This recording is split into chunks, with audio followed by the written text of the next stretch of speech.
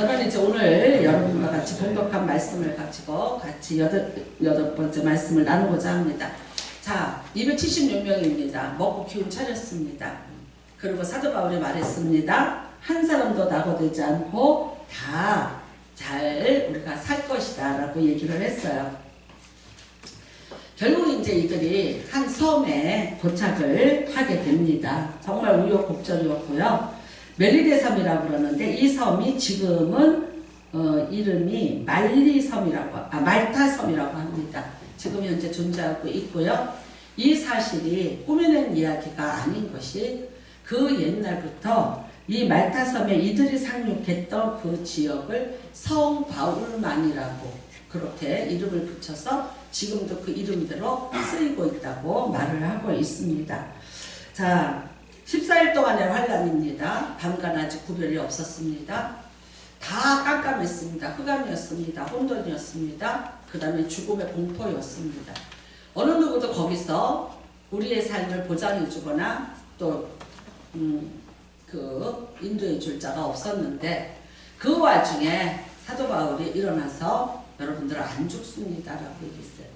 물론 이제 믿은 자도 있었고 믿고 싶었지만 믿을 수 없었던 사람도 있을 것이고 그 다음에 이제 그래도 지푸라기도 잡는 심정으로 믿어보자 혹시 아는가 그렇게 또 믿어줬던 사람들도 있을 것이고 다 정신을 못 차리고 혼미한 상태에서 그들이 다 널브러져 있을 때 그래도 그 배에서 양식을 찾아다가 그 사람들을 다 나눠 먹이면서 일어나라고 격려해주고 다독여주고 우리가 살 수 있다는 소망을 불어넣어서 기운을 차리게 만들어 주었던 것이 바로 사도 바울이었습니다. 근데 지금 이제 어떤 상황이 됐느냐, 배가 하여튼 이 멜리데 섬에 도착을 했습니다. 그 다음에 배는 이제 부서졌습니다. 어쩔 수 없이 뭐 저는 이제 배에 대해서는 잘 모르겠는데 두 물이 합치는 곳이었고 배가 거기에서 이제 어쩔 수 없이 깨지게 되었고 그 다음에 그래도 배가 깨지더라도 배가 최대한으로 육지에 많이 가깝게 연결을 시켜서 이 사람들이 이제 옮길 수 있도록 한 거죠. 왜 그러냐면 배를 살리기 위해서는 이 만 가까이 못와. 이 배가 워낙 큰 배고 이 섬은 작은 섬이기 때문에 여기 밑에 모래가 너무 얇은 거예요. 그런데 거룻배를 타고 움직여야 되는데 이미 그 거룻배는 날아가 버렸어요. 선원들 때문에. 그러니까 어쩔 수 없이 사람들이 헤엄을 치든지 널빤지를 잡든지 짐을 들고 여기를 통과해서 바다가 아닌 육지까지 가려면 한 가지를 포기해야 되는데 그거는 바로 배를 이제 포기하는 것이었습니다.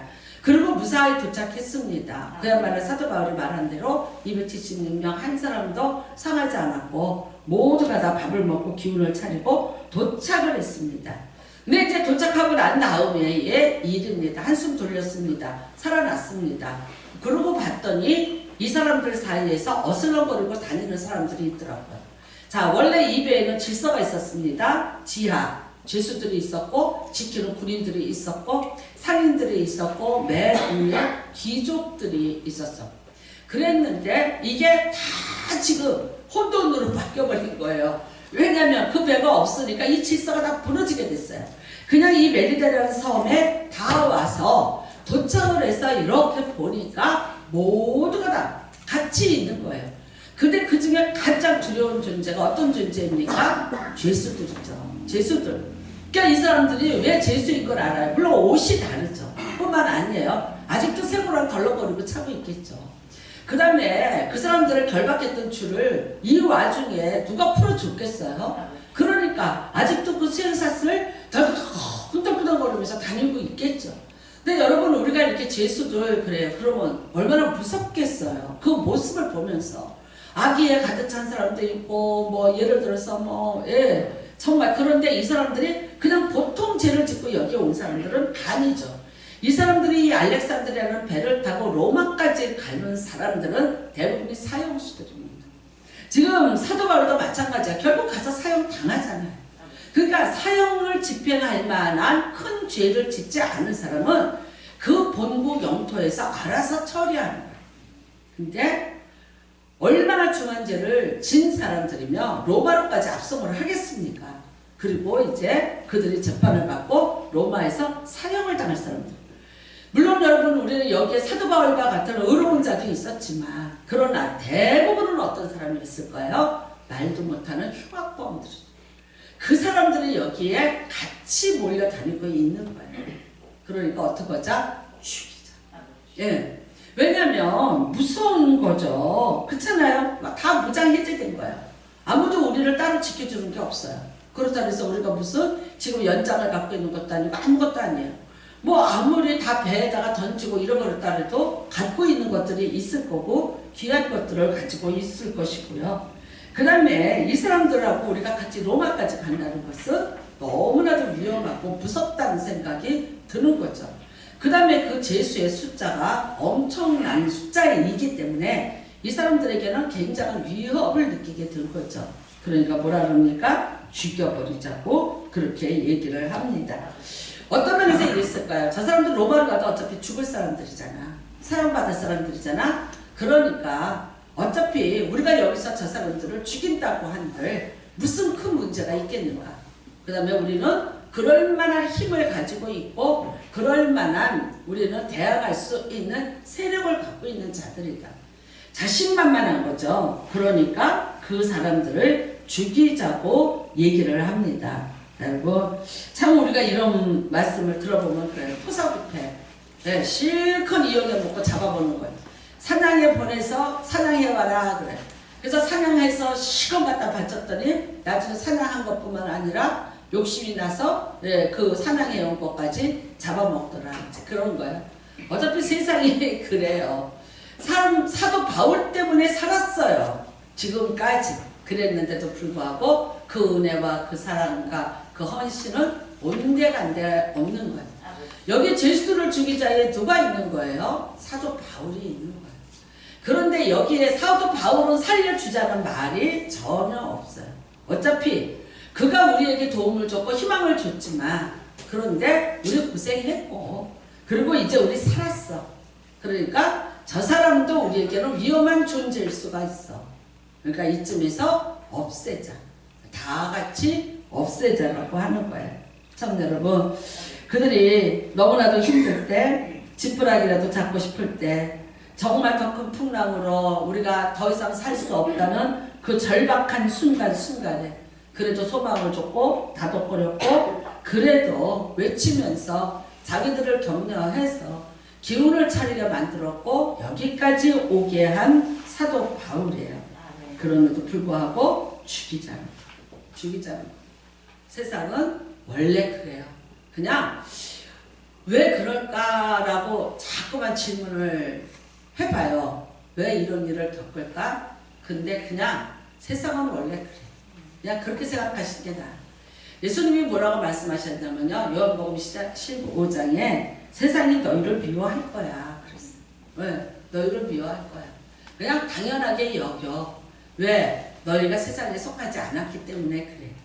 자기 편이 아닌 것에 대한 어떤 대적과 적대감을 갖는 것은 너무나도 당연하다고 생각을 하라고 하는 거예요. 그렇지만 여러분 정말 얼마나 억울합니까? 그쵸? 내가 수고하고 애썼는데 내가 그렇게 해줬는데 불구하고 돌아오는 것이 이렇게 다른 죄수들과 똑같이 죽임을 당하게 되는 거죠. 근데 하나님이 어떻게 하셨을까요? 거기에 율리오 대장이 있는 거예요. 율리오 대장이 백부장이 이런 말을 합니다. 우리가 43절에 바울을 구원하려 하여 그들의 뜻을 막고 헤엄칠 줄 아는 사람들을 명하여 먼저 물에 뛰어내려 육지에 나가게 하고. 그러니까 애시당초 이 배가 파손될 때 죄수들은 여기다가 죽여버리고 다 놓고 우리만 나가잖아. 근데 오늘 율리오가 아닙니다. 다 같이 살자. 우리 다 같이 살자. 왜 그랬어요? 사도 바울을 살리기 위해서 그렇게 했다고 얘기해요. 율리오는 왜 사도 바울에게 이렇게 온정을 베푸는가? 우리가 처음에 27장에 시작할 때도 배를 타고 움직일 때도 이 율리오가 사도 바울을 기다리는 많은 사람들을 항만마다 만나게 해줬고 그들하고 식사를 하게 해줬어요. 아마도 이 사도 바울이 벨릭스 각하 앞에서, 아그리파 왕 앞에서, 베스도 앞에서 복음을 증거할 때, 자기의 간증을 할 때 이 이야기를 이 백부장이 분명히 들었을 거라는 거죠. 수많은 고관들 앞에서 들었다. 그러면은 백부장이라는 건 대부분의 그 왕의 경호원이에요. 그랬기 때문에 가장 가까이에서 그들에게 증거하는 말을 들었을 거라는 거죠. 근데 그들은 변하지를 못했어요. 그렇지만 정말 사도 바울이 그렇게 자기를 간증하고 자기가 하나님 만난 이야기를 했을 때 몇 번에 걸쳐서 얘기를 하잖아요. 했을 때 하나님은 들을 만한 자는 듣게 하시고 또 거기에서 구원받을 자는 구원받게 하셨다는 거예요. 그 다음에 어떻게 해요? 그를 통해서 하나님의 역사는 멈추지 않고 회함을 받지 않고 이루어지게 했다는 거죠. 제가 한 번은 어떤 분이 이제 저 강대상을 사주신 분이에요. 제가 그냥 평신도인데 분명히 개척하게 될 테니까 목사님은 분명히 개척할 분이니까 내가 강대상을 사주겠다고 그러더니 동평하시다고 어떻게 오라래요. 동평하라는 데를 처음 가봤어요. 조그만 니트 가게를 하시는 분이었어요. 여의도의 권사님이셨는데 그 당시 250만 원이에요. 네. 목사님 나 돈 많은 여자 아니야. 아 목사님 아니지 집사님 나 돈 많은 여자 아니야. 나 이거 만들었냐고 혼났어. 굉장히 이러신 분이에요. 정수경? 이름이? 그치 정수경? 네. 그러면서 신문지에다 돈을 이렇게 말아가고 툭 던지면서 이거 가져가. 이거 가져가시오. 강대상 사요. 저 안 해요. 안 가져가요. 알았어 들으라니까. 나 바빠요. 그리고 옷을 몇 개를 추성추성 니트를 감더니 뚫뚫뚫뚫 말아서 검은 봉투에다 이렇게 주면서 아 빨리 가요. 나 장사해야 돼. 그것 가지고 저 성찬상하고 그 강대상 다 샀어요. 지금은 저 김순기 목사님 교회가 있어요. 근데 그분의 동생이 췌장암에 걸린 거예요. 기도 좀 해주세요. 목사님 아산병원에 있어요. 그래서 갔어요. 비가 막 오는데 갔어요. 갔더니 딱 이렇게 얘기하더라고요. 먼 길까지 오느라고 고생하셨습니다. 10분만 시간을 드리겠습니다. 10분만 얘기하고 가십시오. 지금도 봐도 율브리너였어요. 눈빛이 살아있더라고. 근데 제가 네 그랬어요. 네. 그리고 5분은 10편을 읽었어요. 121편을 읽고 그 다음에 5분은 기도했어요. 그리고 딱 10분 맞췄어요. 저도 성깔 있잖아요. 그러니까 10분 딱 맞추고 네.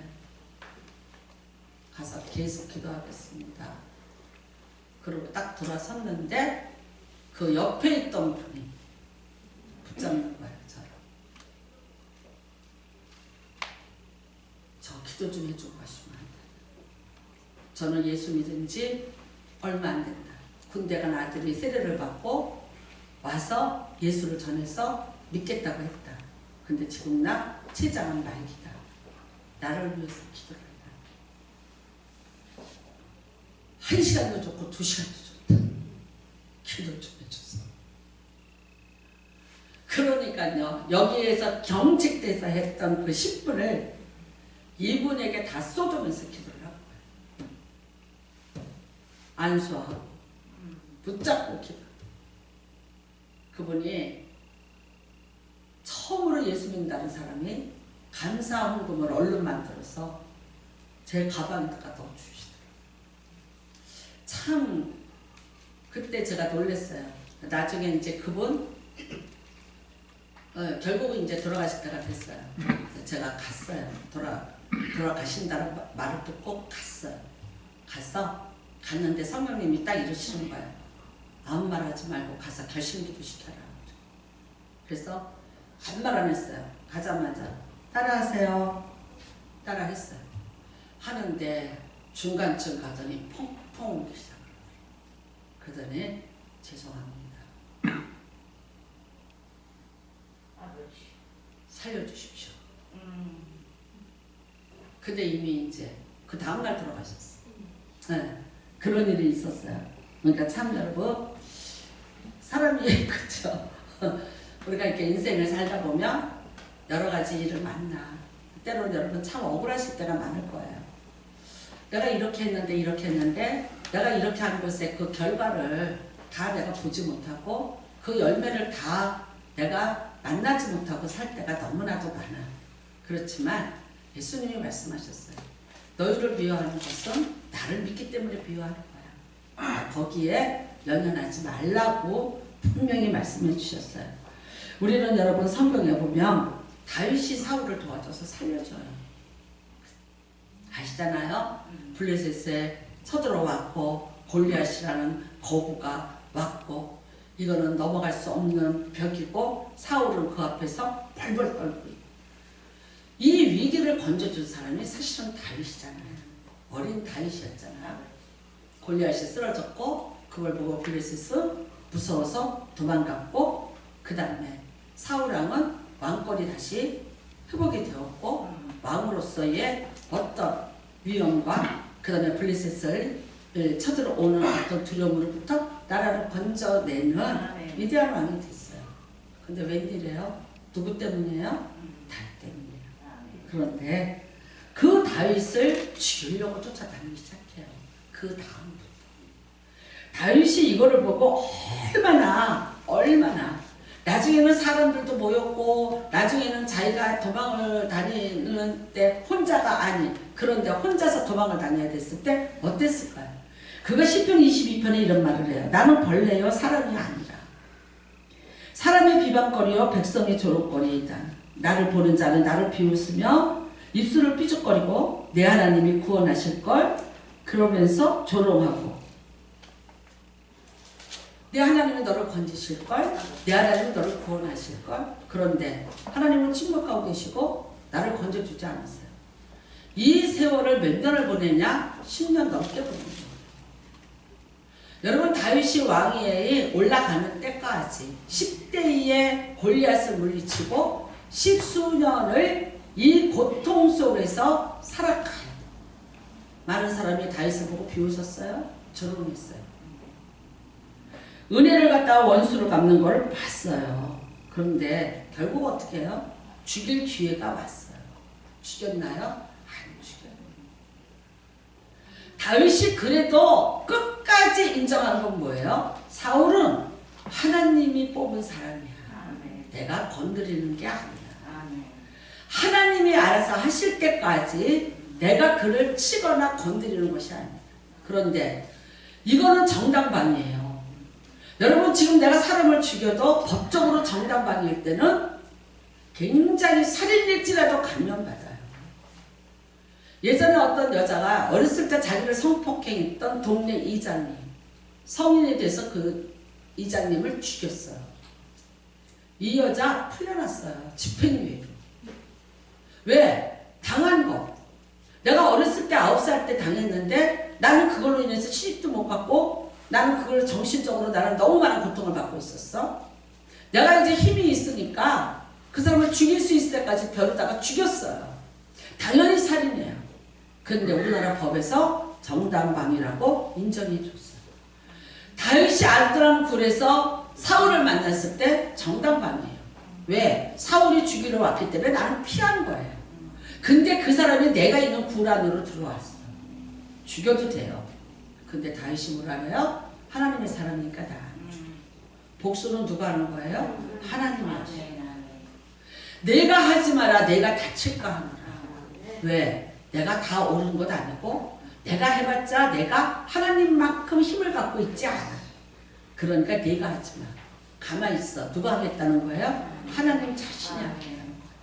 결국은 이 조롱을 받고 이 고통을 겪어냈지만 그런데 결국 여러분 블레셋을 물리치지 못한 사울은 그 블레셋에 의해서 죽임을 당하고 자기의 자손들이 결국은 그 블레셋에게 다 죽임을 당합니다. 근데 그 와중에도 하나님은 율리오처럼 다윗을 돕는 자를 뒀어요. 누굽니까? 요나단. 요나단을 통해서 끝없이 다윗을 돕게 만들고 피하게 만들어주고 죽음을 모면하게 해주셨어요. 여러분, 그래서 다윗이 말하는 거예요. 하나님은 나의 산성이요 방패시다. 내가 어떤 위기를 만났을 때 내 스스로가 그 위기를 해결할 수 있는 힘을 갖고 있지 못하지만 하나님이 내 산성이 되고 내 방패가 되어서 나를 지켜주시고, 다윗이 이런 말을 합니다. 죽음이 나랑 간발의 차이입니다. 그런데 그가 나를 생명싸게 하니 보호하여 주셨도다라고 얘기해요. 사람이 해친다고 해쳐치나요? 아니요. 하나님이 지켜주세요. 여러분, 율리오는 처음부터 다윗을 위해서 하나님이 심어놓은, 정말 바울을 살려내기 위해서 하나님이 심어놓은 거예요. 다 바울이 하나님의 말씀을 증언했을 때 아무도 듣지 않고 조롱하고 비웃고 내가 많은 학문이 미쳤도다, 내가 이렇게 하지 않았으면 좋을 뻔하였도다라고 혀를 차고 조롱했지만, 그러나 바울이 말하는 그 말씀을 듣고 변한 자가 있었고, 그리고 이 위기 때 하필이면 그가 이 바울 옆에서 돕고 살려주는 자가 되더라고요. 바울 하나만 살았습니까? 아닙니다. 바울을 살리기 위해서 바울과 함께한 제이스들까지 다 살아나는 은혜가 임하게 된 것을 봅니다. 여러분, 우리는 에스더서를 봅니다. 모르드게 얘기가 나옵니다. 사울 왕의 후손입니다. 바로 직계입니다. 기스의 손자라고, 증손자라고 나와요. 기스의 아들이 사울 왕이에요. 모르드게는 왕손이에요. 그런데 지금 잡혀와 있어요. 아하스웨로 왕 앞에 있어요. 바벨론 때 귀족이니까 끌려왔는데 지금 이 나라가 페르시아로 왔는데도 지금 이스라엘로 가지 못하고 여기 남아있는 자 한 사람이에요. 근데 그가 왕국의 문지기로서 있는데 왕을 죽인다는 모함을 하는 얘기를 들었어요. 그리고 이거를 미리 알려줬어요. 그래서 왕이 암살을 당할 거를 모면을 했어요. 근데 왕이 그걸 알아줬나요? 안 알아줬어요. 뿐만 아니에요. 상도 내리지 않았어요. 가만히 있었어요. 그런데 무슨 일이 있었어요? 이스라엘 백성을 다 죽이자. 누가 죽이자는 겁니까? 하만이 죽이자는 겁니다. 하만은 아각의 후손이다 그래요. 아막은요 아말렉 왕손이에요. 그러니까 결국은 누가 붙은 거냐면 아말렉의 후손 왕의 후손인 하만과 사울 왕의 후손인 모르드게가 결국 붙은 거예요.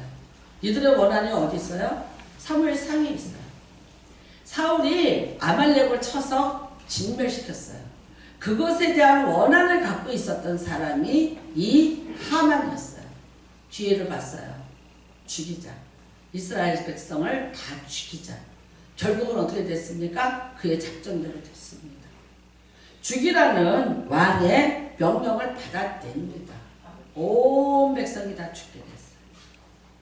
네, 그때 어떻게 해요? 여러분, 자기의 조카, 전쟁통의 부모를 잃었던, 그런데 그 조카를 잘 키워서 왕궁으로 들여보냈어요. 하나님은 여호와 일에 먼저 준비하시는 분이에요. 에스더를 통해서 이제 이스라엘 백성을 살리는 역사가 쓰여진 책이 에스더예요. 근데 어느 날 밤에 이 책에는요 하나님이라는 이름이 하나도 없어요. 여러분의 에스더를 읽어보면 거기에 하나님이라는 글자가 없어요. 그냥 어떤 역사의 하나의 이야기같이 돼 있어요. 그렇지만 그 모든 이야기를 다 주관하고 계시는, 이 세상의 모든 역사를 주관하고 계시는 분이 누구셨어요? 하나님이셨어요. 에스더가 왕후가 되어서 들어가서 왕의 총애를 받게 된 사건이라든가, 모르드게가 이런 억울한 일들을 알게 되고 이것을 왕에게 고해서 왕을 구한 이런 사건이라든가, 그런데 이것이 다 알려지지 않았고 숨겨진 비밀로 있었던 이야기라든가, 이 모든 것들이 하나님의 능하신 손길 안에 있었다는 거예요. 만약에 모르드게가 왕을 살려요. 이 모함을 알고 그걸 말해서 살렸어. 그래서 왕에게 어떤 선물을 받았어. 그걸로 끝이었겠죠? 안 알아줬어요. 그게 왕에게까지 올라가지도 않았어요. 왕이 모르드게가 이거를 알려줘서 살았다는 것조차 몰랐어요. 세상은 그래요. 원래 그래요. 좋은 거는 다 내려놔요. 네, 그랬는데 왕이 어느 날 밤에 갑자기 잠이 안 와요. 잠이 안 오니까 옆에 쌓여져 있던 책 중에 뭐 어떤 거를 하나 뽑아서 읽었나 봐. 근데 그 중에 뭐가 있어요? 모르드게가 자기를 살려줬다는 얘기야. 그런데 왜 이 이야기를 나한테 안 해줬어? 그 모르드게를 데려와. 적시에 적절할 때 하나님이 모르드게를 통해서 일하시는 거예요. 그 모르드게가 뭐라고 얘기합니까? 내 백성을 살려주셨어. 저 하만을 장대에다 걸고 우리를 살려달라. 그런데 이거를 누가 합니까? 에스더가 합니다. 죽으면 죽으리라요. 왕이 부르지 않고 내가 나가면 죽임을 당해. 그런데 죽으면 죽으리라 3일 금식을 하고 나가. 누군가 이런 말을 하더라고요. 여자가 부부싸움하고 3일만 굶으면 그리고 눈물을 흘리면 안 넘어갈 남자가 없거든요. 왜냐면 3일을 굶어서 독이 빠진 거야. 힘이 빠진 거야. 살이 빠진 거야. 언제부터 당신 그렇게 이뻤어? 다시 돌아오더라. 그러니까 옛날에 최자신 목사님이 싸우지 말고 3일 굶고 금식 기도들 해라 인간들아. 그러고 가르쳤어. 너희가 말로 싸우니까 구박을 받지. 싸우지 마라. 그리고 3일만 금식을 하고 다시 마음 앞에 나가듯이 나가라. 너희가 나 에스더같이 된다. 라고 가르쳐 주셨어요. 모르겠어요. 그래서 에스더가 됐는지 안 됐는지. 그렇지만 여러분 살려주셨어요. 사람의 억울함이에요. 사람의 억울함 하나님이 갚아주세요. 하나님이 다 아시고 해결해 주실 거예요. 여러분 선과 악의 구분은 누가 하시느냐? 하나님이 하시는 여러분이 스스로 그걸 판단하려고 하면 옳은 것도 있어요. 근데 어쩌면 틀린 것도 있을 수 있어요. 내가 판단을 하고 내가 선과 악을 분별하다 보면 이게 선인지 이게 악인지 나는 분명히 이렇다고 했는데 하나님이 보시기에는 어떤 건지를 잘 모를 때가 있는 거예요. 여러분 생각해 보세요. 에레미야가 바벨론에게 빨리 항복해. 아니 바벨론이 쳐들어와서 죽게 생겼다고 선지자니까 바벨론에서부터 하나님 이 나라를 구해달라고 기도를 하라 했더니 아니야 사는 길이 바벨론에게 항복하는 거야. 아니 지금 우크라이나에 어떤 사람이 목사가 나타나서 소련에게 빨리 항복해. 소련에게 항복하는 길이 사는 길이라고 하나님이 그러셨어? 그러면 뭐라 그러겠어요? 뭐라고 얘기하겠나? 매국노죠? 배신자죠? 아마 분노한 사람들이 다 쳐서 죽이려고 들을 거예요. 그런데 하나님의 뜻은 그렇게 하는 게 맞다는 거였어요. 너희가 바벨론에 어차피 끌려가서 70년 있다가 올 거야. 그러니까 지금은 조용히 끌려가야 돼요. 거기서 경신하고 우상으로 다 물들어 온 산이 다 푸른 나무 밑에 산당을 지어놓고 우상화된 이 땅을 바벨론이 와서 타오고 소각시켜서 새로운 땅으로 만들어요. 하나님이 다 이것을 새롭게 만들기 위한 땅도 백성도 새롭게 만들어서 새로운 하나님의 나라 에스겔이 본 그 나라를 세우고자 하는 게 하나님의 계획이에요. 그런데 사람이 그걸 이해할 수 있었어요? 못했어요. 심지어 여러분 에레미야가 하나님의 말씀을 들었어요. 그 들은 것을 바룩에게 적으라고 바룩이 그걸 가져가서 왕들 앞에 읽어요. 갖고 와봐 읽어봐 그래요. 그러니까 가서 읽어요. 왕과 고관들 앞에서 읽었어요. 얼마나 무서웠을까요? 얼마나 두려웠을까요? 하나님의 말씀이 뭐예요? 너희 이름은 망해. 너희 이름은 죽어였어요. 그랬더니 왕이 그 말씀을 듣고 갖고 와. 칼로 베어서 화롯불에 던진지라. 한 장 또 읽어봐. 읽으면 또 갖다가 화롯불에 던진지라. 하나님의 말씀이에요. 하나님의 말씀이에요. 에레미야 말이 아니에요. 바룩의 말이 아니에요. 근데 그 말씀을 듣고 화롯불에 던지지. 결국은 누가 죽어요? 그 사람이 죽었어요. 말을 전한 에레미야를 죽이려고 그들이 여러 번 애를 썼으나 하나님이 그를 생명사기 안에 보호하시니 안 죽더라. 여러분, 억울해도 할 수 없어요. 속상해도 할 수 없어요. 그러려니 하나님이 나의 재판관이 되시고 나를 지켜주실 것이라는 확신을 가지세요. 아멘. 여러분이 스스로가 그것을 분쟁하고 싸워봤자 같이 다쳐. 같이 합니다. 그러니까 하지 마라. 하나님이 하지 마라. 누구한테 맡기세요? 하나님 앞에 맡기세요. 아멘. 아멘. 여러분, 우리는 가장 억울한 사람이 누구예요? 예수 그리스도죠. 3년 반 동안 제자들을 사랑하시되 끝까지 사랑하시느니라. 이게 예수님이에요. 제자들을 사랑하셨는데 끝까지 사랑하셔 주셨어요. 끝까지. 그 끝이 어딜까요? 내가 주를 사랑하는 줄 주께서 아시나니.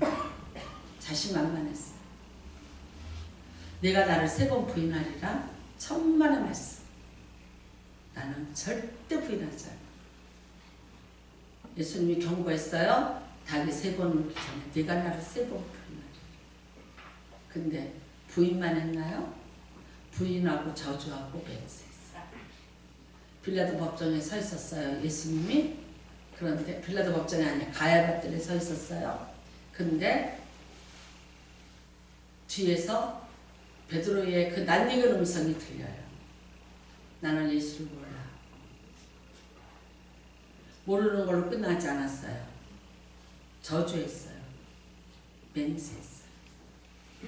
다른 복음서에는 없는데 예수님이 뒤를 돌아보시는 장면이 나와.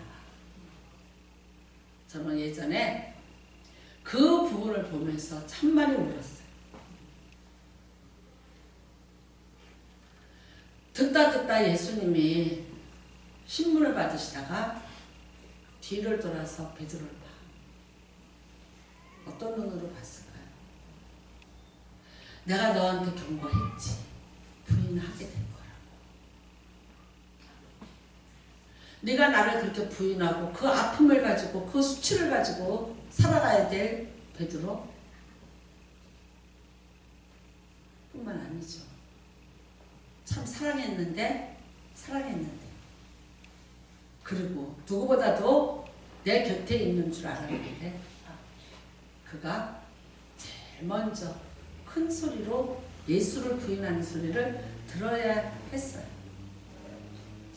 예전에 저희가 신학교를 졸업할 때 특강을 하는데 그 민경배라는 교수님이세요. 연세대학교 교수님이고 신학과 학장을 하신 분이에요. 그분이 오셔서 당신들이 세상에 나가서 살면 어떤 일을 겪는가에 대해서 얘기를 해줬어요. 예수님이 제자들의 발을 씻기시면서 이렇게 말씀하셨어요. 내가 너희를 길 가운데 보낸다. 뱀같이 지혜롭고 비둘기같이 순전하라.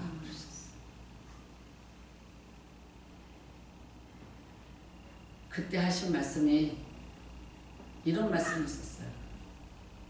누구든지 제일 먼저 뛰어와서 내 가방을 들어주는 자, 그 사람을 제일 조심해라. 박정희 대통령 누가 죽였냐? 측근이 죽였다. 내가 측근이라고 생각하고 내가 믿는다고 생각할 때 안 됐다. 조심해라. 수많은 상처와 고통을 안고 마음의 병이 들 것이다. 예수님의 말씀을 듣고 뱀처럼 지혜롭게 살아라 말씀하셨어요. 여러분, 우리가 이 세상을 살아요. 이 세상은요 악한 거예요. 여러분이 이 세상을 살아가려면 악과의 싸움이에요. 그렇잖아요. 세상 권세를 잡고 세상에 악한 세력들이 여기 주관자가 돼서 있어요. 여기 천사만 있는 것 아니고 여기 성자만 있는 것 아니에요. 이 세상이라는 것은 우리가 죽어서 저 천당 갈 때까지 늘 싸우고 살아야 돼. 네, 이기셔야 돼. 견디셔야 돼. 왜? 주님이 우리를 지켜주셔. 염려하지 말라 그랬어요. 세상 끝날까지 내가 너희와 함께 하리라. 여러분, 내가 이 세상을 끝날 때까지도 나랑 함께 하실 분이 예수 그리스도세요. 아니, 예수 그리스도 외에는 어느 누구도 나와 끝까지 간다고 보장하지 마세요. 왜? 마음이 끝까지 갈지라도 우리가 언젠가는 화장터 앞에서 헤어져야 돼요. 어떤 분이 이런 말 하더라고요. 한 날 한시에 죽자. 한 날 한시에 죽자. 그거 무슨 소리인지 아세요? 사고 아니면요, 어? 자살이야. 어떻게 사람이 한 날 한시에 죽어? 사고 당하면 한 날 한시에 죽어. 그런 말 하는 거 아니야. 암만 사랑해도 먼저 가. 먼저 보내고 그 다음에 내가 갈게. 이러는 거예요. 아니면 내가 갈게. 잘 있다가 따라와. 그러든지. 어디서 헤어져요? 다 우리 화장장 앞에서 헤어져야 돼. 동기들이. 그러니까 누구를 함께 가세요? 내가 불 가운데 있을지라도 함께 하세요. 내가 천국에 이르도록 나랑 함께 하시는 분이 예수 그리스도예요. 근데 그분이 거기서만 계세요? 지금도 함께 하세요. 나를 위해서 말할 수 없이 탄식하면서 나를 위해 대신 중보하고 계신 분이 예수 그리스도예요. 아프니, 힘드니, 고통스럽니, 슬프니, 여러분 예수님이 여러분의 편이 되어 주셔서 지금 하나님 앞에 중보하고 계세요. 아프대요, 힘들대요, 슬프대요, 억울하대요. 누가 해결해 주겠어요? 사람이요? 어떤 사람이 여러분을 해결해 줄 수 있겠어요? 무슨 말을 들으면 여러분을 해결해 주겠어요? 세월호가 그 어려운 사건이 됐을 때 저는 어떤 상담사가 나와서 이런 말을 하더라고요. 절대 이런 말을 쓰시면 안 됩니다. 그 아픔을 당한 사람들에게 이런 말을 쓰시면 안 됩니다. 그런데 쓸 말이 하나도 없어. 왜? 우리가 늘 쓰던 말이에요. 좋은 데 갔을 거예요. 딸이 죽은 집한테 그래도 아들이 남아있잖아요. 우리 쓰던 말 아니에요? 천국 갔어요. 천국 유학 보내세요 치세요. 좋은 말로 위로해준다고 한 말이에요. 근데 써서는 안 될 말이더라고요. 결국은 뭐예요? 침묵하라. 침묵. 차라리 손을 잡고 가만히 있어줘라. 그것이 오히려 위로가 됩니다. 제가 요즘에요, 어떤 랩 가수한테 필이 꽂혔어요. 얘는 음률 시인이라고 그래. 노래를 하는데 어떻게 부르냐? 그냥 한 센텐스를 가지고 노래를 불러. 근데 노래도 아니야. 우리 식으로 보면. 얘 인기가 기가 막혀요. 지금 인기 최고야. 근데 자, 얘가 부른 노래 중에서 이런 노래가 있어. 그냥 가만히 있어. 이게 노래야. 이게 노래 가사야. 뭘 자꾸 하려고 하지 마. 한번 들어보세요. 찾아보세요. 그냥 있어. 그냥 가만히 있어. 그냥 가만히 있으라니까. 왜 자꾸 뭘 하려고 해? 하지 마. 아무것도 하지 마. 그냥 있어. 아, 난 처음에는 미치는 거야. 그랬는데 얘가 어디에 나왔냐면 제가 잘 보는 옥탑방의 아이들 있죠? 왜? 퀴즈 문제. 거기에 나온 거예요. 아니, 이런 애가 왜 이런 프로에까지 나왔어? 했는데 보다가 보니까 그 아이의 그 노래가 젊은 애예요.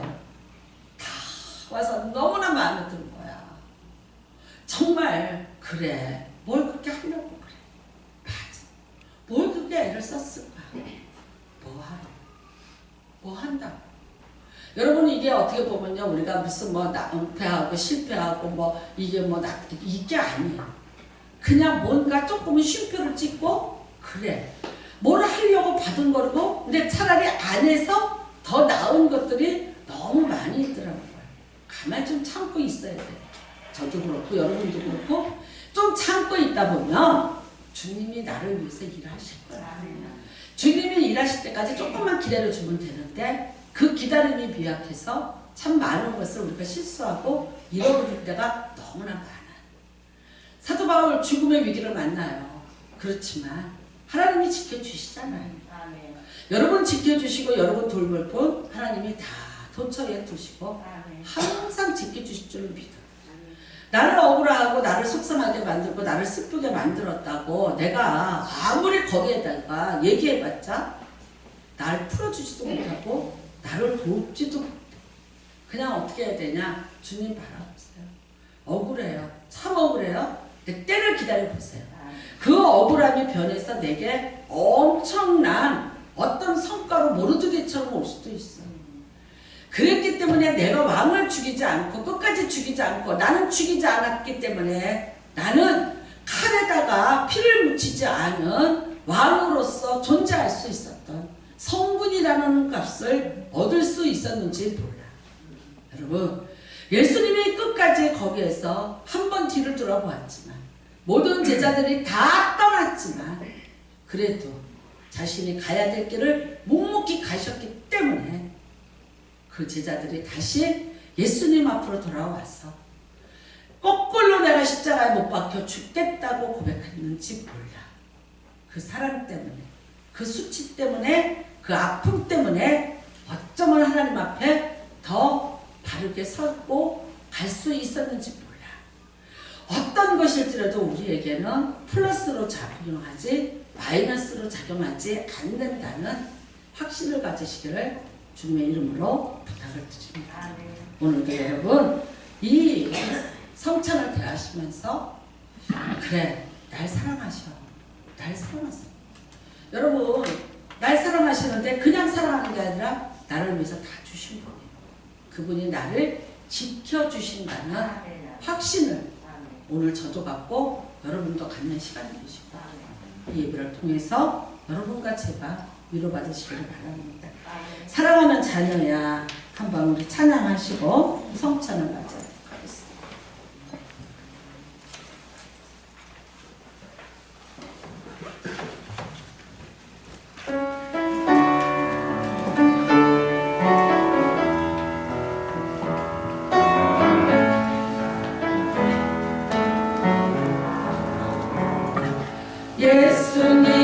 예수님을 외면하며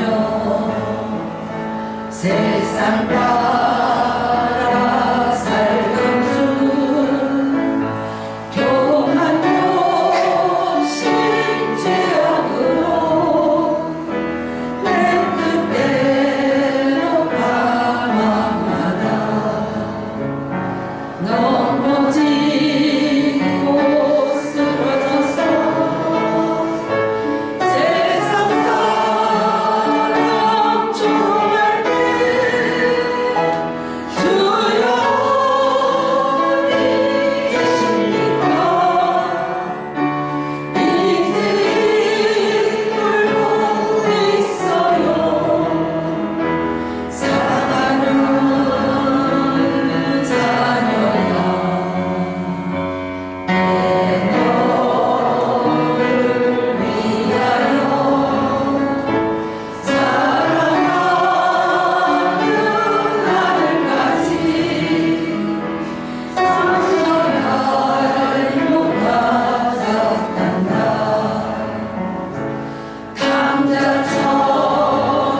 강자처럼 길을 잃고 절망 속에 헤매고 시기진 도시락으로 내 뜻대로 살아가라. 찢어지고 병들어서 세상 사람 외면할 때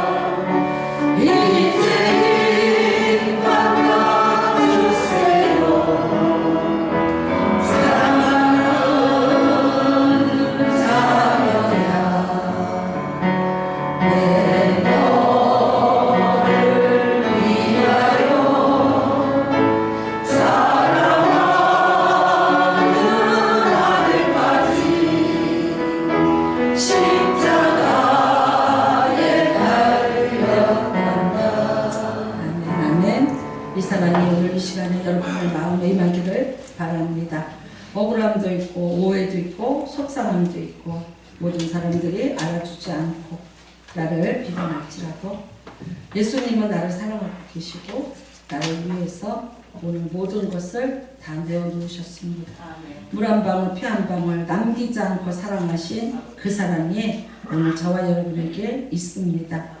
세상에서 사랑을 찾지 마십시오.